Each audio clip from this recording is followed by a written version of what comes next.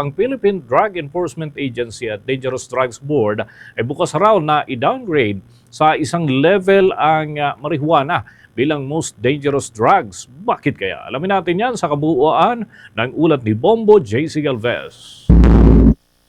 Bukas ang Philippine Drug Enforcement Agency at Dangerous Drugs Board na i-downgrade sa isang level ang marijuana bilang most dangerous drugs. Ayon kay Padilla, sa plenary deliberation ng panukalang pondo ng PIDEA at DDB para sa 2025 noong December 2020, napagpasya ng United Nations na i-downgrade sa isang level ang marijuana bilang pinakadelikadong droga sa mundo. Sagot dito ni Senador Ronald Bato de la Rosa, ginagawa ang lahat upang ma-downgrade ang marijuana, ngunit kinakailangan munang amyendahan ng Republic Act 9165. Parang sinasabi po ba ng DDB tsaka ng PIDEA na unahin nating amendahan yung batas bago po itong pagre-reschedule nila?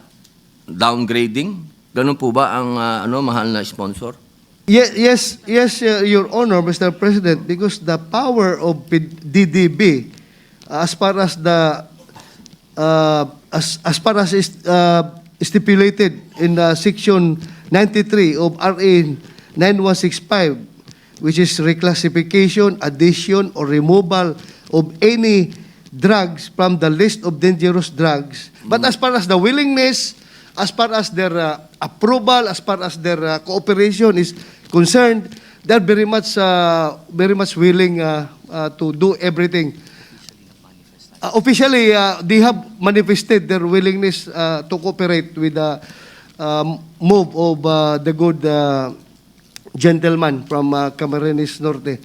Iginit ni Padilla ang kanyang paninindigan na gawin ng legal sa bansa ang marijuana bilang panggamot.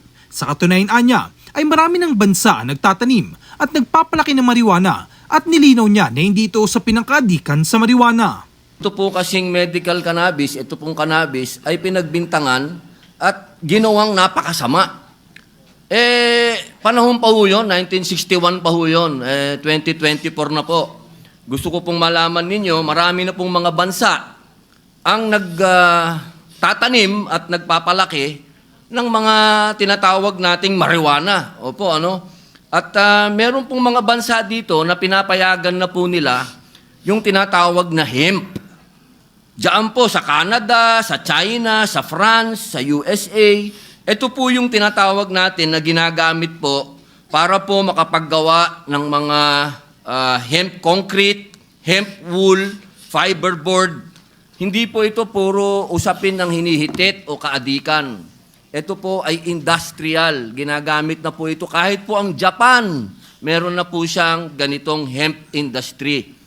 Nagpasalamat naman ang senador sa DDB at PIDEA dahil bukas sa mga ito na i-downgrade sa isang level ang marijuana sa most dangerous drugs.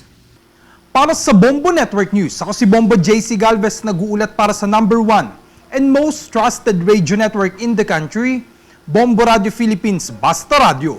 Bombo!